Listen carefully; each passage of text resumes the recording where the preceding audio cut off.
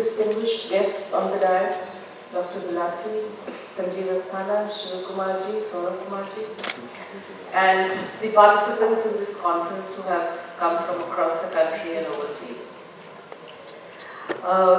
Shiv Kumar ji just very neatly dissected the whole concept and broke it into very important components. And I think that's a great point to ponder as to we who are working in the field of agribusinesses and trying to create value for the small and marginal farmers.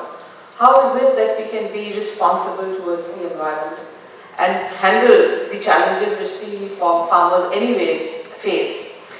Starting with the whole saga of agriculture in India, we see that still we have more than 50% of the population dependent on agriculture. And there has been a great shift towards the services sector, but the shift from agriculture to manufacturing, that really hasn't happened in a way that should have happened. But that really only means one thing to us, that there's more and more people who are still dependent on agriculture. And that being the case, we really have to look at the larger issue of climate change in conjunction with how this large segment of the population, which is the farmers, can equip themselves and at the same time contribute to mitigating the circumstances that are causing so much anguish and distress. So this is, we all know that climate change is for real. There are issues which we are facing every day. Even as late as this month, we have seen floods ravaging the country, and there is either too much rain or too little rain, or rain at the wrong time, not happening after the early signals coming in. So the erratic rainfall patterns really pose the biggest challenge to the farmers in terms of the short term, if we talk, but also in terms of depleting water resources. Whether it is groundwater resources or the reservoirs that we have, etc. Everywhere there is water distress. And what is it that the farmers need to understand when it comes to when we say that there needs to be greater emphasis on water conservation or water use efficiency? And there are technologies, and increasingly with AI, I think the solutions are going to get smarter, and the challenge before us as policymakers and as implementers of government policies would be to see how these innovations, how these interventions which are coming in from the scientific communities across the globe reach the farmers, and particularly the small and marginal farmers. There is, I would say, great response when one talks about adopting technologies in terms of water use efficiency. For example, the proliferation of drip irrigation and sprinklers, etc. This has happened. I'm not saying it has not happened, and it's happening at a very quick pace also. However, where is it that we wish to see it? Is it possible that in a state like, say, for example, Rajasthan, which is so drought prone, do we continue to have flood irrigation in certain pockets, and at the same time we are not creating enough disincentives in the system to wean away the farmers from the flood irrigation system, or the crops that require flood irrigation, or the thought that even traditionally the crops which have been using the flood irrigation methodologies can actually switch from flood to more water use efficient systems. So paddy, for example, internationally is now being experimented and grown with drip irrigation or sprinklers. How is it going to impact on the entire belts which grow paddy if they could prevent so much wastage of water? You know, people who are, say, in the command area of, say, Chambal system in Rajasthan, they have over the decades been so spoiled for choices. You know, there is this complete, I would say, lack of awareness within the farming communities, and to an extent the extension machinery of the different state governments that has not really been able to drive home the point of how that water is precious to the ecosystem, not just to the farmers, not just to their farms, but to the entire ecosystem, and what are the consequences that we are already facing. So that is one really serious aspect. This incentive structure or the disincentive structure must put in place a mechanism through which we can reduce the wastage of water as a primary, and I think the most a critical component of this whole smart game. The other thing that the government has really radically done in the last 4, 5 years, 6 years, has been this whole soil testing work. The nutrient and carbon component of the soil needs to be understood before you add nutrients to it. And it was very surprising for us to notice when we ran the phase 1 and phase 2 of soil testing program. And I keep going back to mention Rajasthan because I'm from Rajasthan, Gada, and I was the additional Chief Secretary of Agriculture in Rajasthan for 3 years before I moved as MD SFAC. And the soil testing program, it threw up really challenging results before us. The active carbon component is so low. And unless we do something really drastically about those things, there is going to be further challenge. And then the whole complacency that we have about being food secure may also stand on its head at some point in future. So, but the point here is larger in terms of micronutrients as well.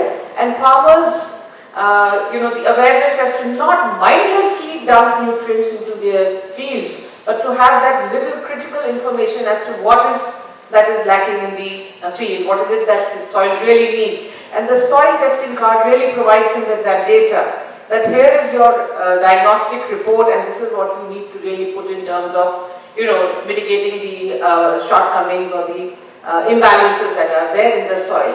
So the only thing is that I feel that whatever we do seems to kind of lose its steam when it comes to the last mile, typically the small and marginal farmers.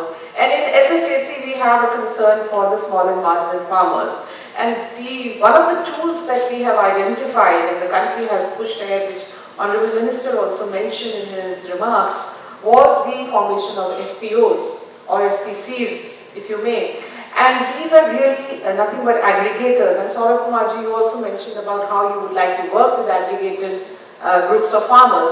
So here is a mechanism that we have in place where we create, or we help create through some NGOs, through some resource institutions, aggregation of farmers. And any intervention or anything that needs to be even carried home as an awareness program for the farmers is best suited to be done through the FPOs. Because individually, I think somewhere, although technology has really proliferated and there's so many tools available through the internet or Internet of Things, and even simple things like radio and the community radio, and there are any number of programs and TV shows, etc., which address the farmers and these extension services which they can utilize. But typically, I think the FPO platform is a great tool to have to spread the word, to create awareness, to transfer technology, and to look at all the smart aspects of agriculture that we were talking about earlier through some of our speakers. So whether it is in terms of weather advisories or having some, some kind of a platform by which whatever is understood of the weather in the short and medium term or even in the long term can get passed on to the farmers, along with advisories on how the cropping patterns need to be adapted to those kind of changes that are happening, along with what kind of seeds that we really need. Supposing you have seed varieties that are really typically suited to the kind of erratic rainfall patterns that we are witnessing. So how does all of this come together? That's the whole point that we face. And not only does that come together, but it gets transferred in the field to the small and marginal farmers. Considering that 70 to 80% of our farmers are small and marginal in any case, unless we tackle that component of the farming community, we are not going to be able to reach any meaningful results. So there is the challenge.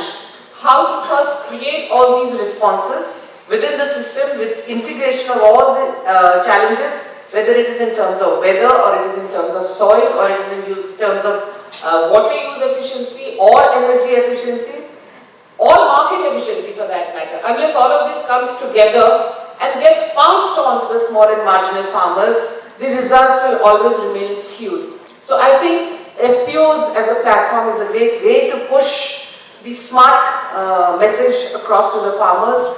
And the whole, Delhi will now start suffering from this. The beginning has already started with all this crop residue burning in the fields in the paddy fields, the stubble which is being burned, or which we are trying to kind of limit at the All the governments are agitating over it and how to find mechanisms to handle that, along with the other wastages which come out of the post-harvest scenario. So where is it that we are leading? Where is it that we need to see the farming communities go? And remember, all of this has to come at a low cost, because we cannot put the burden of all this that we try to do in terms of smart agriculture on the farmer. The absorption of that cost will have to be borne by the government, and to that extent, I think we need to keep our focus very correctly on the larger objective of doubling farmers' income. That cannot come in the way of achieving smart agriculture goals. And cost cutting, reduction of cost is an important component of that. So we have to find ways by which all of this comes together with least possible cost to the farmer, and particularly to the small and marginal farmers. And therefore, I think somebody mentioned that there will come a time when the subsidies will no longer be required. I hope to be able to see that time, but till such time as we are still prepping for that eventuality, I think the cost of these innovative interventions and the responsibility that we face towards the environment and climate change issues, that will have to be borne by the policymakers, by the governments, and of course the civil society. So there is this coming together of minds through this conference, and I just wanted to mention about marketing also, for example. Marketing also has huge costs, and I think there is so much which the government has done in terms of the ENAM platform or the other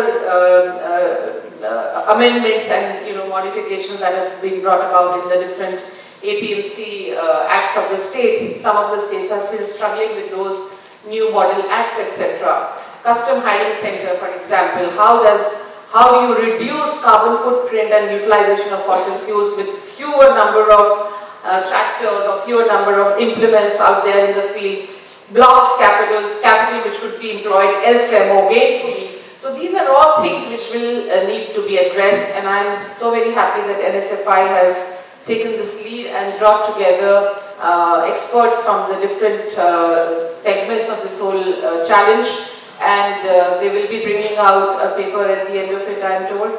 So I really look forward to being involved with this dialogue on a long-term basis and see how SFAC, through the medium of the FPOs or any other mechanism that we may identify, can contribute to developing smart agricultural practices in the country, which will go a long way in mitigating the impacts of climate change in the country. Thank you so very much for giving me an opportunity.